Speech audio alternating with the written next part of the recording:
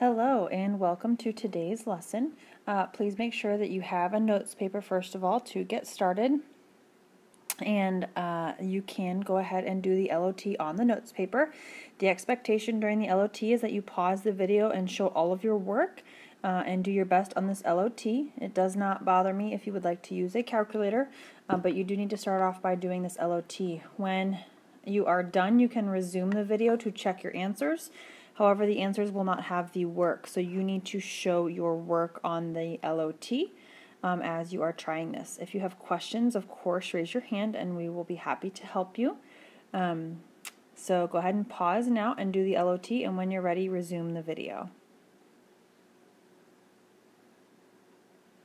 Alright, welcome back. At this point you have resumed your video, so that means you are ready for the LOT answers. You will see that for number 1 the answer is 12. For number 2, the answer is 0. If you do not have those, you need to raise your hand and ask for help, or ask why you got it wrong, and we can have that conversation then. But please make sure, once again, you are supposed to show your work on that LOT, so please make sure that you have that down. Okay? So today, our objective is that mathematicians, you all, will be able to solve factorials and apply that knowledge to use the permutation formula. So yesterday we looked at factorials, and today we're going to see how that applies to something called permutations. Alright, so to review from yesterday we looked at factorials. So what do these mean? And hopefully these look familiar to you. But as I take a look here, this first one, when I see 4 exclamation point, I know that that means 4 factorial. So that is the same as 4 times 3 times 2 times 1. When I multiply that out, I get 24. So 4 factorial, the answer is 24.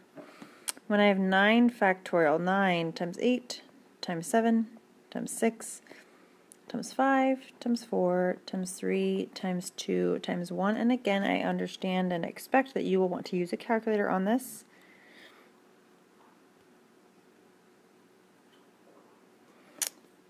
362,880.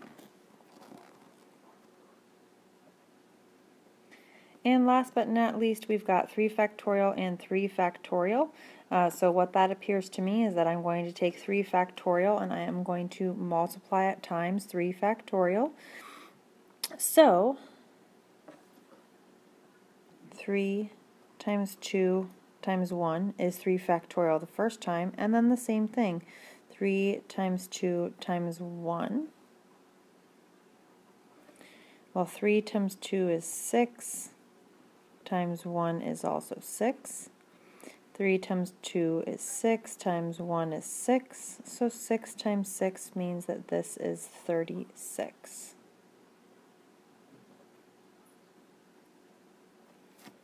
So hopefully that is familiar to you from yesterday. If it is not, this would be the time, once again, to pause your video, raise your hand, and we can help you out, of course. So what are we looking at today? Today we're looking at something called permutations and applying those factorials to permutations. So I do want you to take a moment, and I want you to jot some things down on your notes paper. There is a space for you. I want you to think to the colored card activity that we did yesterday. So yesterday we took colored cards and we said, alright, if I have red and orange, how many ways can I arrange them? If I have red, orange, and yellow, how many ways can I arrange them? And so on and so forth.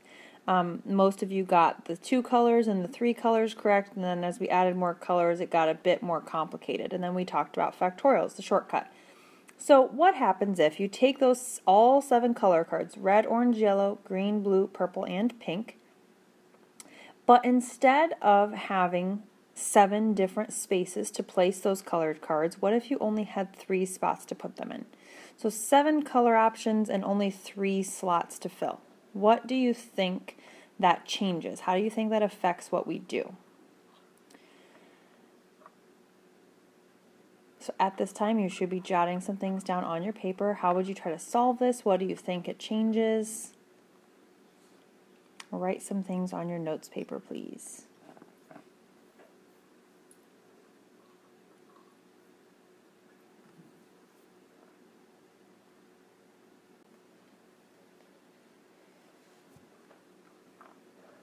Now that you've got some thoughts written down on your notes paper, and if you need to pause for more time, that's fine. But now that you've got some thoughts written down, let's take a look at what this is. Permutations. A permutation is an arrangement of items, and it is in a particular order. So yesterday we talked about how order does matter. And so red-orange is not the same as orange-red. We also talked about how if you place the red card once, you can't use it a second time. So permutation, it's an arrangement in a particular order. So again, order matters. To find the number of permutations of n items, so of a certain number of items, we can use factorial notation, which we talked about yesterday. So this is the permutation formula. And again, notice it does say at the top without repetition, so we are not duplicating any color or item, whichever we're talking about. And this is the permutation formula. I'm going to show you a couple different things about it, and again, you should be adding to your notes paper as we go here. But as I show you these things, add to your notes, and then you can kind of see and decide what you think makes the most sense for you. So, when we look at the permutation formula, n is the total number of items to choose from. So if we were looking at our colored card activity, we would have 7 total colors to choose from. And R on the right side is the number of items used at one time. So if we're going with the thinking question I was just asking, what would you do if you had only 3 spots to fill? That would look like this, what I have up here in the top right hand corner. Okay. Now, how do we apply this permutation formula? What I have here, and I have a different example down here at the bottom, so I'm going to follow along with that here because that's what's on your notes. So if I follow the permutation formula, notice N and N, and then the letter R. So when I have the permutation of 5, and I have the number 3 then on the right hand side, I need to look at 5 factorial, because that's my N value, over 5 minus 3 factorial. So what does that mean? 5 times 4 times 3 times 2 times 1 on the top or in the numerator. And now on the bottom, I've got 5 minus 3 in parentheses and then the factorial on the outside. So 5 minus 3 is 2, so that makes me think that this is 2 factorial, which is just 2 times 1. Now as I look at this, I notice that 2 and 2 divided by 2 would cancel, and 1 divided by 1 would cancel. So I am left with 5 times 4 times 3. When I solve that multiplication problem, 5 times 4 times 3, that gives me an answer of 60. Okay, now I'm going to erase what I have on the screen here, and I'm going to remember that my answer was 60 before, just so that I can see if I get the same answer here. There's another way to think about it. On the left-hand side, we have the total number of items to choose from. So we've got 5 items to choose from, and the R value tells us how many spots we have to fill. So what if instead of the permutation formula, we kind of think about what would it be like if I started with 5 times 4 times 3 times 2 times 1, but only used the first 3 numbers. 5 times 4 times 3 still equals 60. Okay, so we've got 2 ways here. The permutation formula is important to know, is good to use, but if you can also apply that thinking how I just demonstrated, then you are also welcome to use that as well. Alright, so let's take a look at a couple of problems. From a club of 24 members, a president, vice president, secretary, treasurer, and historian are to be elected. In how many ways can the offices be filled? So what I see here in this problem is that I have 24 options, 24 people in the club that can be elected in these positions. I see 1, 2, 3, 4, 5 positions. So what this tells me is I have 24 members and 5 positions to fill. So I'm going to start writing my multiplication problem. 24 times 23 times 22 times 21 times 20 times 19, and I could go all the way down to 1. However, in this particular problem, I only need to look at 5 specific spots. 1, 2, 3, 4, 5. I do not even need the 19. So, this again is why you want a calculator. 24 times 23 times 22 times 21 times 20 gives us 5,100,480 different possible combinations for how people could be arranged in those 5 spots in the elected office positions. Okay, so this is just one example of where we can see a permutation. Let's take a look at another.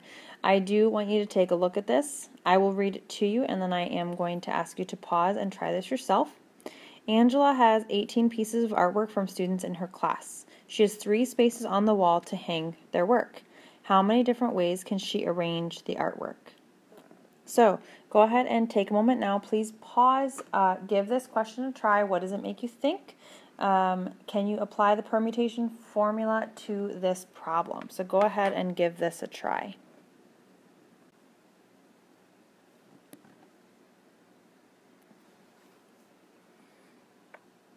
All right, welcome back. At this time, you should have attempted this problem or asked for help if you needed it. So let's quickly take a look here. Angela has 18 pieces of art, so 18 options here. She's got 3 spaces to hang them. So I'm going to start with 18, and I'm going to list 3 numbers. 18 times 17 times 16. And that is all I need to do for this one. 18 times 17 times 16 equals 4,896 different possible ways she can hang those pieces of artwork. Once again, if you have any questions, you should be pausing your video and asking for help. At this time, that is all we have here for today. I hope that at this time you feel a little bit more confident on our objective, that you, all the mathematicians in this classroom, will solve factorials and apply that knowledge to permutations. At this time, you are ready for your practice, and so you need to go back to Canvas and check the remainder of the Canvas post to find your directions for your practice. Once again, if you have any questions, please make sure you are asking for help.